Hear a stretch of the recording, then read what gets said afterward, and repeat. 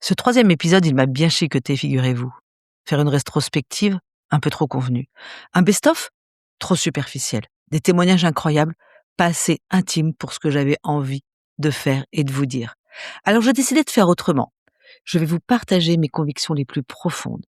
Celles que j'arrive enfin à formuler clairement après 300 épisodes. Celles qui sont l'ADN de qui je suis, de ce que j'ai envie de continuer à vous transmettre. Alors, pas de grand spectacle, juste moi, le micro et ce en quoi je crois vraiment. Et puis parce que, aussi, j'aime l'authentique et le vrai. Alors, bienvenue dans Bulle de Bonheur, le podcast pour prendre le temps d'être heureux. Je suis Raphaël de Foucault, chercheuse inconditionnelle de Bulle de Bonheur. Ce podcast est propulsé par 2 minutes de bonheur et publié tous les jeudis. Alors, est-ce que vous vous souvenez du moment où vous avez écouté votre tout premier épisode de Bulle de Bonheur ? Peut-être dans les transports, peut-être la nuit, peut-être en faisant la vaisselle pendant votre jogging ou votre repassage. Moi, je me souviens du premier épisode que j'ai enregistré. C'était avec Alban, nous avons eu un fou rire inouï et nous étions partis d'une idée toute simple, presque naïve. Et si 2 minutes suffisaient à changer quelque chose. Alors j'ai retrouvé Alban à Montréal et on est allé faire une petite vidéo toutes les deux et je vous en mets un petit extrait. Bon ben voilà, je suis à Montréal et je suis avec Alban. Alban français. Allô Raphaël. Allô. Et en fait avec Alban, c'est avec Alban que j'ai démarré Bulle de Bonheur. Et du coup, je suis hyper contente de pouvoir faire cette vidéo à l'occasion du 300e épisode. Alors Alban, rappelle-toi, qu'est-ce qui nous a motivés à créer Bulle de Bonheur? En fait, quand je t'ai connue, je trouvais que tu étais vraiment, tellement connaissante, en psychologie, en l'être humain, je trouvais que tu étais vraiment pleine de ressources. Puis l'idée, je me suis dit: «Mais ça serait tellement ça serait tellement bien, puis c'est tellement dommage de ne pas partager, en fait, toutes ces connaissances-là». Cette connaissance fine, en fait, vraiment de l'être humain, puis je pense que tu as aussi cette sensibilité qui fait que ça donne le goût de t'écouter, toujours et toujours. Donc je me suis dit: pourquoi pas faire un podcast? Parce que ça commençait déjà, tu sais, il y a quelques années à être intéressant les podcasts. C'était pas encore tout à fait monnaie courante, mais cette idée de pouvoir être dans les oreilles, de plusieurs personnes, tout en faisant quelque chose, et surtout d'avoir, tu sais, quelque chose d'intéressant, d'assez puissant, d'assez humain, je trouvais que ça valait le coup. Voilà. OK, super. Et aujourd'hui, donc 300 épisodes plus tard, et écoute, Alban, est-ce que tu écoutes toujours Bulle de Bonheur, même si on n'entend plus ta voix au début? Oui, ça dépend toujours des thématiques, effectivement. Il y a des thématiques qui me rejoignent plus que d'autres, mais j'adore toujours écouter, le podcast, Bulle de Bonheur, tout à fait. Est-ce qu'il y a une chose que tu retiens et que tu aimerais partager de tout ce que tu as écouté dans le podcast? Ouh, grosse question. Je pense que l'être humain, est tellement complexe. On est un peu comme je dis souvent un oignon avec plein de couches et pour apprendre à bien se connaître, c'est d'avoir un peu ce courage, de défaire ces couches-là pour arriver vraiment, au cœur de ce qui nous touche, nos besoins aussi, c'est ça. Je pense que c'est des outils, Bulle de Bonheur devient un outil pour justement enlever ces couches d'oignons. Vive la cuisine! Merci Alban et puis, c'est tellement, tellement sympa de se retrouver là à Montréal où la neige est encore là et du coup, en tous les cas merci d'avoir, monté, fait tout ça grâce à toi, 6 ans plus tard, on y est toujours C'est vrai. et bravo d'avoir donné cette impulsion et on y a travaillé, hein, rappelle-toi pendant, Plusieurs mois. mois. Ouais, je crois que ça a été même vraiment comme une gestation. Oui, Je crois même à un comme moment donné, on s'est dit: «Ça va pas sortir». Exactement.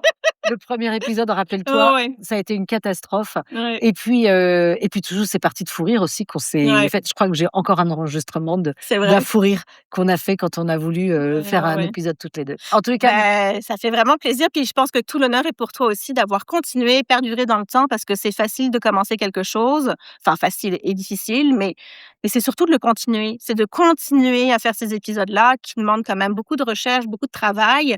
On s'en rend peut-être pas compte quand on l'écoute comme ça, mais il y a du travail en arrière et c'est ça qui est important et je pense que tu mérites en fait tous les honneurs d'avoir, justement perduré dans le temps. Super. Merci, Alban. Bye bye. Bye bye. 300 épisodes plus tard, je suis toujours convaincue que 2 minutes suffisent pour être plus heureux. Alors, comme je vous le disais, nous allons pas avoir d'invité aujourd'hui, je vais pas développer un thème, je vais faire un épisode spécial. Parce que cet épisode, c'est un anniversaire. 300 épisodes. 6 ans. Des centaines d'heures de conversations avec des chercheurs, des témoins, des praticiens, des gens ordinaires qui avaient des choses extraordinaires à dire, ce que c'est que pour eux être heureux. C'est aussi, vous l'imaginez, des milliers d'heures de recherche, de travail, de lecture, d'écriture pour vous partager mes questionnements, mes prises de conscience et mes convictions. Alors, ce que j'ai envie de vous offrir aujourd'hui, c'est le distillé de tout ça. Quelque chose personnel, mes convictions. Celles que j'avais au plus profond de moi quand j'ai commencé et qui se sont renforcées au fil des épisodes. Et je résumerai ces 300 épisodes en 5 convictions. Je vais vous les partager une par une. Allez hop, c'est parti. Et hop, je me lance. Première conviction. Le bonheur n'est pas un état, c'est une pratique. Et oui, je commence par là parce que c'est le fondement de tout. Le bonheur ne tombe pas du ciel. Nous attendons souvent que les circonstances s'alignent, que la vie devienne plus simple, plus douce, plus juste, que quand les enfants grandissent, ça ira mieux, que quand j'aurai plus d'argent, ça sera moins de problèmes. Et pendant que nous attendons, plein de moments heureux et précieux passent. Vous vous rappelez la chercheuse Sonia Lyubomirsky? Elle a démontré que seulement 10% de notre bien-être dépend des circonstances extérieures. 10% seulement, que vous soyez riche ou pauvre, en bonne santé ou malade, que vous ayez une grande maison, une petite ou une grosse voiture.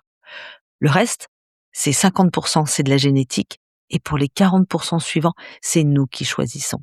C'est nous qui choisissons de regarder et de vivre les événements autrement. C'est pour ça que le concept des 2 minutes n'est pas un gadget, c'est une conviction neurologique. Le cerveau se recable dans la direction que nous lui donnons. Chaque petit geste compte. La politique des petits pas, ça vous parle? Augmentez au maximum toutes vos émotions positives, ça fera diminuer le négatif. Parce que chaque rituel positif compte. La gratitude, le sourire, l'instant savouré, ce ne sont pas des caprices de développement personnel. Ce sont des pratiques qui modifient littéralement notre biologie et qui nous permettent de voir les choses autrement. Le bonheur, ça s'apprend. Et si vous êtes là, en train d'écouter cet épisode, c'est que sans doute, vous l'avez déjà compris. D'ailleurs, ce podcast ne serait rien sans les personnes qui travaillent dans l'ombre. Et je voulais aussi leur donner la parole aujourd'hui. Alors d'abord, un clin d'œil à Solomon, qui a monté les épisodes pendant plus de 5 ans. Je peux vous assurer qu'il a été particulièrement, parfois, patient. Alors Solomon, merci. C'est Gaël qui a pris la suite depuis que nous sommes passés au podcast vidéo. Alors Gaël, une question que j'ai envie de poser. Est-ce que monter tous ces épisodes sur le bonheur a changé quelque chose dans ta propre vie? Oui, c'est vrai que maintenant, j'ai droit à ma petite séance, de psy, à distance, de manière hebdomadaire et j'en envoie beaucoup plus. J'en vois beaucoup plus de tes épisodes, parce que là, je les écoute, obligatoirement et en détail et en entier. Donc j'en envoie beaucoup par WhatsApp, que ce soit à ma conjointe, à quelques amis, et à quelques clients qui, au cours d'une conversation ou d'un échange, me font penser à, l'épisode de la semaine. Donc merci beaucoup Raphaël, c'est, vraiment donnant-donnant, c'est win-win. Deuxième conviction. Ce sont les liens qui font tout. Ah, ces liens. C'est celle que la science confirme épisode après épisode, invité après invité, l'étude d'Harvard sur le bonheur, celle qui me tient tant à cœur, la plus longue jamais menée sur la question, 85 ans de suivi, et qui a une conclusion d'une simplicité désarmante. Ce qui nous maintient heureux et en bonne santé, ce ne sont pas la richesse ni la gloire, ce sont les relations de qualité que nous avons avec ceux que nous aimons et que nous apprécions. 300 épisodes sur le bonheur et la moitié d'entre eux, d'une façon ou d'une autre, si vous le regardez bien, parlent de liens. Le couple, la famille, l'amitié, les voisins, nos collègues de travail, le lien intergénérationnel, le lien avec soi-même, le lien avec le monde. Et ce qui me frappe le plus au fil des années, c'est que ceux que je rencontre ne souffrent pas d'un manque de performance ou de succès. Ils souffrent de solitude, de ne pas être vus, de ne pas être entendus, de ne pas être reconnus, de ne pas être soutenus, de ne pas être compris. Et vous voyez, ce que nos jeux de conversation de 2 minutes de bonheur font au fond, c'est exactement ça. Ils créent les conditions du lien, et d'un lien optimal, et d'un lien positif, et d'un lien riche. C'est 2 minutes pour se regarder vraiment, pour mieux se comprendre, mieux se connaître. C'est aussi des cartes pour répondre à une question qu'on n'aurait peut-être jamais évoquée. C'est pour rire ensemble, pour se retrouver, pour passer du bon temps, pour se connecter, pour rompre la routine. Je pense du coup à ces retours qui m'ont marqué, que je n'oublie pas. Un qui m'a profondément touchée. Je pense à ce vieil homme, au corps tout abîmé et immobile, qui après avoir joué avec 2 minutes de bonheur ensemble, avec son auxiliaire de vie, a confié que grâce à ces cartes, il n'était plus seulement un corps malade. Je pense aussi à ce couple qui m'a dit que je les avais sauvés. Parce que cette petite pause dans cette vie qui va si vite, c'était un moment doux et positif, et que c'était idéal pour eux pour se reconnecter. C'était aussi un moment pour profiter en amoureux, un moment où ils pouvaient se confier l'un à l'autre. Ça m'a vraiment touchée. Voilà ce que ces cartes de 2 minutes peuvent faire. Conviction 3. Les émotions difficiles ne sont pas des ennemis. Et oui, celle-ci, je l'ai apprise en enregistrant des épisodes sur des sujets que j'hésitais à aborder. Comment est-ce que la honte, le deuil, la jalousie, la trahison, les blessures, les problèmes d'attachement ont à voir dans un podcast qui s'appelle Bulle de bonheur? En fait, pendant longtemps, et je l'entends souvent chez mes patients aussi, nous croyons que pour être heureux, nous avons intérêt à faire le vide de tout ce qui est lourd, à le mettre de côté, sous le tapis, à l'oublier, à chasser toutes ces émotions désagréables et à positiver tout à tout prix. Mais c'est faux, c'est profondément faux. Et la psychologie positive, d'ailleurs, n'est pas une injonction à la joie. Ce n'est pas parler d'un monde de bisounours. C'est la capacité à traverser nos émotions. La capacité à sentir ce qui est là sans être submergé. La tristesse a une fonction, la colère aussi, même la peur ou le dégoût. Et 300 épisodes m'ont appris que le bonheur ne se construit pas en niant ce qui fait mal. Il se construit malgré et parfois grâce à ce qui fait mal, à ce qui nous fait souffrir. Et la résilience n'est pas l'absence de souffrance, c'est la façon dont nous allons lui donner sens. Conviction 4. On n'a pas besoin de changer sa vie, on a besoin de changer son regard. Et c'est la conviction qui est au cœur de 2 minutes de bonheur depuis le premier jour. Et 300 épisodes plus tard, elle est plus solide que jamais. Nous vivons dans une époque qui nous dit que pour être heureux, il faut changer. Changer de travail, changer de corps, changer de partenaire, changer de ville, consommer presque la prochaine version de nous-mêmes. Et pourtant, le bonheur profond, je ne parle pas de l'euphorie passagère, je parle d'un bonheur stable, d'une forme de sérénité. Il vient d'un petit pas de côté, d'une façon différente de regarder ce qui est déjà là. Le même café du matin peut être une corvée ou un rituel sacré. La même relation peut être une prison ou une aventure. Le même vieillissement peut être une défaite ou une maturité. Et ce n'est pas du déni, c'est de la liberté. Un mot qui m'est extrêmement cher, la liberté. Et c'est ça, au fond, que j'essaye de transmettre à chaque épisode. Et comme le bonheur mérite d'être autant lu qu'entendu, je donne la parole à Astrid qui donne une deuxième vie à chaque épisode en les transformant en articles de blog. Alors Astrid, ce qui se dit et ce qui s'écrit, est-ce que ce sont deux bonheurs différents ? complètement 2 bonheurs différents, Raphaël, parce que, quand je repose les podcasts sur le site internet, je les travaille un petit peu en SEO, parfois je reformule des phrases et j'ai des émotions qui sont différentes de celles que j'ai quand j'entends le podcast, comme tout un chacun, comme vous tous, qui sont beaucoup plus légères et qui sont beaucoup plus intuitives et impulsives. Le texte est très dense et très riche et en le lisant, on en a plus la profondeur, donc l'émotion est très différente. D'accord, bah, merci beaucoup, Astrid. Donc, j'engage les auditeurs à ne pas hésiter à aller sur notre site 2minutesdebonheur.com pour aller aussi lire, surtout sur tous les sujets qui vous intéressent. Parce que il est vrai que je suis pas du tout avare, de partager, tout ce que mon savoir, en fait, et du coup, aller en profiter surtout. D'ailleurs, je souligne au passage le nombre de professionnels qui aujourd'hui viennent, écouter et lire tout le contenu qu'il y a sur notre site. Ce nombre de personnes sont grandissantes, en fait. Merci à tous. Conviction 5. Ce qui compte, c'est de commencer et de recommencer. Alors, c'est la dernière conviction, la plus simple et aussi sans doute la plus difficile à mettre en pratique. 300 épisodes, c'est 300 semaines de contenu. Et ce que j'ai observé chez mes auditeurs, chez mes patients, en moi-même, c'est ce qui fait la différence. Ce n'est pas l'intensité, c'est la régularité.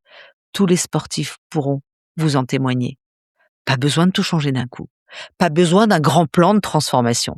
Il suffit de commencer tout petit, un petit pas après l'autre. Et vous le savez bien que quand nous cessons et que nous arrêtons, souvent, la vie reprend ses droits. Alors, il suffit de recommencer. Et oui, rappelez-vous, nous pouvons chuter. Les enfants tombent 1200 fois avant de marcher. Alors soyons comme eux, osons marcher, chuter, nous relever, recommencer. Et un jour, on saura marcher. Mais ça ne nous empêchera pas qu'on pourra quand même souvent trébucher. Alors 2 minutes de bonheur, c'est ça. L'idée que chaque jour, nous pouvons choisir de poser notre attention sur ce qui va, sur ce qui compte, sur ce qui nourrit, ce qui fait grandir nos relations. À propos de regarder le bonheur au quotidien, il y a celle qui vous parle tous les jours sur Instagram, sur Facebook, sur tous les réseaux. Julie, notre community manager. Elle voit vos messages, vos réactions, vos retours. Alors Julie, quelle est la phrase d'un auditeur que tu n'oublieras jamais?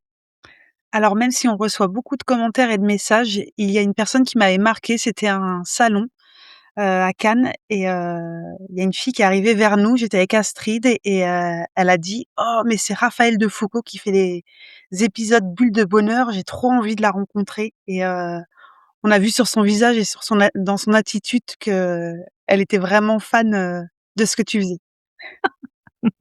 Bon, alors cette auditrice, si elle se reconnaît, qu'elle se rassure, hein, je suis très humaine et j'ai des qualités et des défauts, hein. Hein, Julie?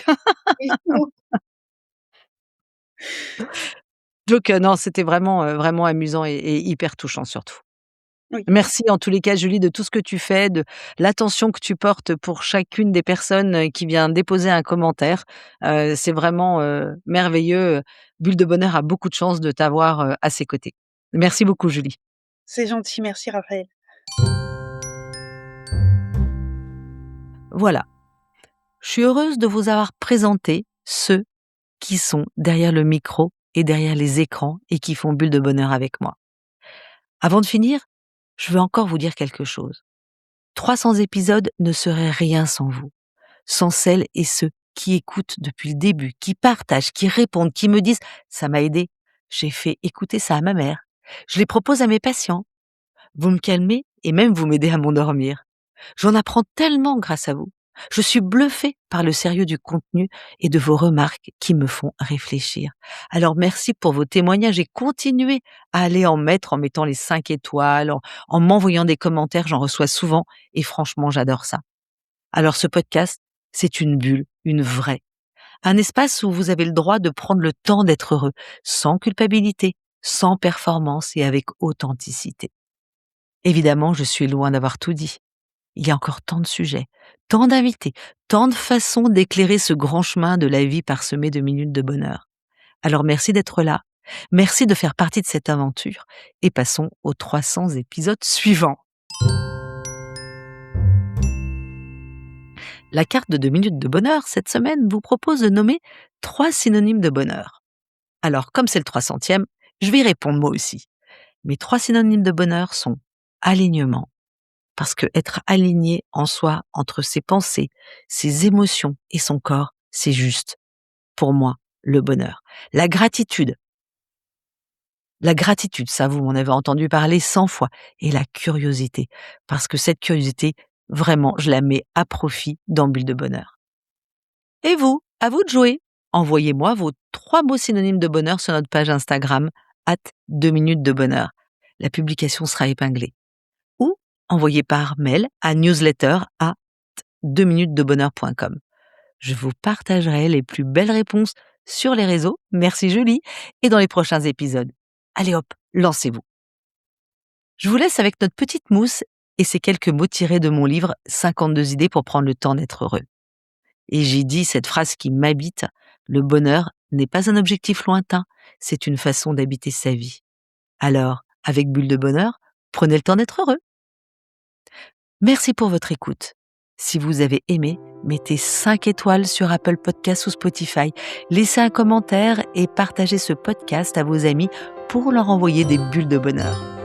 Pour recevoir les prochains épisodes, inscrivez-vous à la newsletter sur 2minutesdebonheur.com. Vous pouvez aussi nous retrouver sur Facebook et Instagram en cherchant 2 minutes de bonheur et allez y poser vos 3 synonymes de bonheur. Et désormais, retrouvez aussi la version vidéo sur notre chaîne YouTube 2 minutes de bonheur. Bulle de bonheur est propulsée par 2 minutes de bonheur, des outils pour créer du lien et prendre le temps d'être heureux. À très bientôt pour le 301e épisode.